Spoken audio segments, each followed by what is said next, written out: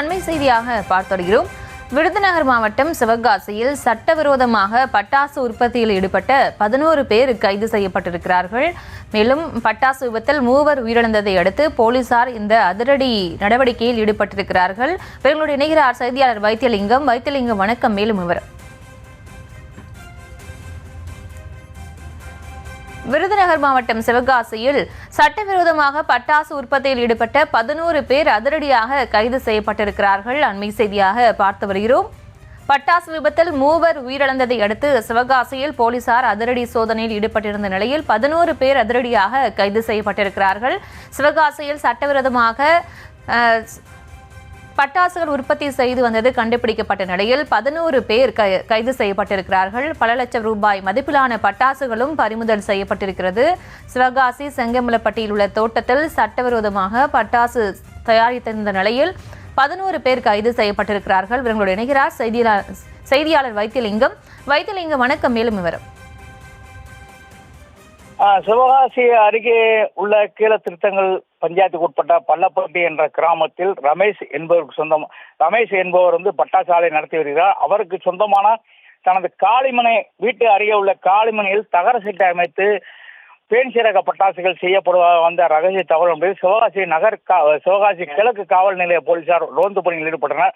அந்த ரோடு பணியின் போது கிட்டத்தட்ட ஒரு 10க்கு மேற்பட்டோர் பட்டாசு தயார் பண்ணி மூலப்பொருட்கள் வைத்து தயார் பண்ணது கண்டறியப்பட்டது.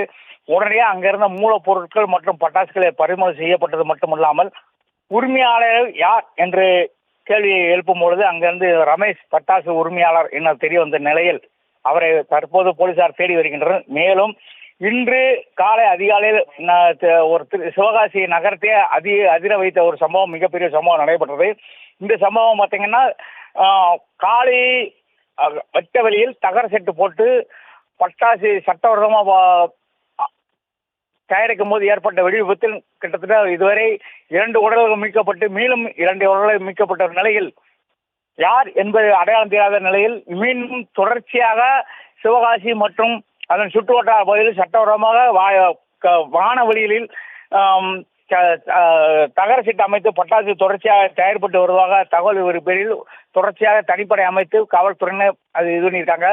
அது போக இன்று பள்ளப்பட்டியில் பட்டாசு தயாரிப்பட்ட 11 பேர் அதிரடியாக கைது சொல்லியிருக்காங்க. கைது பண்ணி தற்போது போட்டோ வெளியிடப்பட்டு அதோட நமது காட்சியை நம்ம பார்த்துக்கிட்டு இருக்கோம். இது போக சம்பவ இடத்தில் வருவாய்த்துறை மற்றும் காவல்துறையினர் தீவிரமாக விசாரணை நடத்தி வருகின்றனர். குடியிருப்பு பகுதியில் இதே மாதிரி சட்டவிரோதமாக தகர சீட்டு அமைத்து சட்டவிரோதமாக பட்டாசு தயாரிப்பது அதிகமாக சிவகாசி மற்றும் அதன் சுற்றுவட்டார இருப்பதாக தகவல் தெரிவிக்கும் பேரில் மாவட்ட ஆட்சியர் மற்றும் மாவட்ட காவல்துறை கண்காணிப்பாளர் மற்றும் மாவட்ட துணை கண்காணிப்பாளர் அதிகமாக தனிப்படை அமைத்து கைது நடவடிக்கையில் தொடர்ச்சியாக ஈடுபடுவார் என காவல்துறை சார்பாக தெரிவிக்கப்படுகிறது.